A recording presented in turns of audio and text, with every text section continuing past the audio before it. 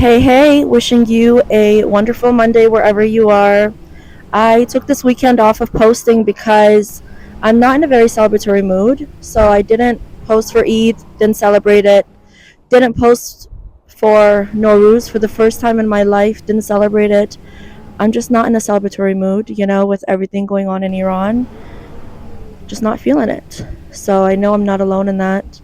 And as an empath, I feel things deeply. So even if it's not my own emotions I'm feeling, I feel other people's emotions too. But I'm a mental health professional and I practice what I preach. So I made some notes on war. And today I want to talk about mindfulness and war and how we can use science and research of looking at other populations who have overcome war and wartime and apply it, because we could just bed rot and not want to participate in society, but we are the ones the world needs. The world needs kind people who don't inflict pain, because in the words of Bob Marley, who shares a birthday with me, by the way, those who are trying to make the world a worse place don't take a day off, so how could I?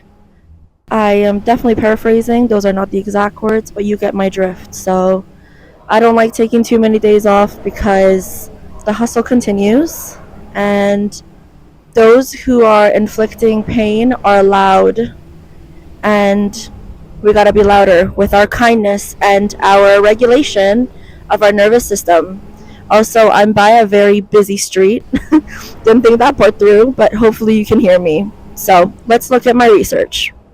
So again, we're going to be looking at research-based techniques of mindfulness. I got this on sale, and it's not a sticker. It's like a part of the page. So it was $11. Shout out to bookstores that put stationery on sale. I have loved stationery since I was a kid. So I just noticed that you could see that. And then you could see also how they had priced it down. I think it was like $8. Anyways, if you're like me, you'd know that when it looks good, I'm more likely to use it. Anyways, so military-related post-traumatic stress disorder and mindfulness meditation, a systemic review and meta-analysis 2021 by Sun et al., and it was published in PubMed. So this is talking about how veterans found that mindfulness-based programs reduce PTSD symptoms, depression, stress, and they statistically reduce military-related PTSD. I've worked with a lot of veterans in my time. I have a lot of clients who are currently serving, and we do a lot of mindfulness practices. We do a lot of journaling. We do a lot of grounding, and it's based in science. Also, you could look at breath work, thought labeling. Shout out to our first responders if you can hear that. Present moment awareness practices, grounding, and self-compassion breaks. So if this interests you, I found a free... It's getting louder.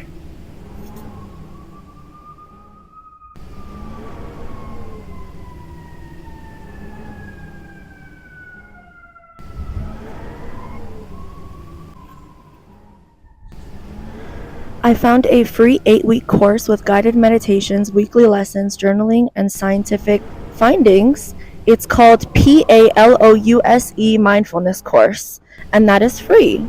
Another finding found that mindfulness strategies can be used for employees facing traumatic stress in high-risk occupations. This is called the Self-Reported Mindfulness in Soldier Health After Following a Combat Deployment. It was published in 2019 by Nassif et al., published also in PubMed. And this is a direct quote. Mindfulness doesn't remove the trauma, but it reduces how strongly it impacts you. And I found free webinars, info sessions, guided meditations. It's Canada-based, so we're trying to support local here, but it is credible, and it's called Center for Mindfulness Studies. Also has free resources. Good things come in threes, so my last source for you is called Examining the Moderating Effect of Mindfulness on the Relationship Between Soldiers' Perceived Stress and Hopelessness, 2021, by Zhang et al., published in the MDPI. Also, my apologies if I'm pronouncing any of these names wrong.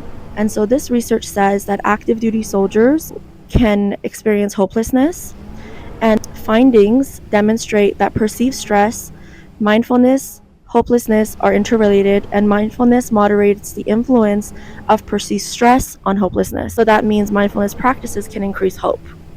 The lower the level of mindfulness, the greater the hopelessness when perceived stress is increased.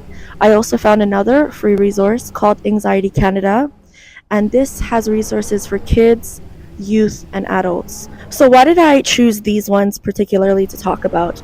I thought it was important to share that if people who are in combat zone can find ways to regulate, then those of us who are maybe indirectly impacted can also find ways to regulate.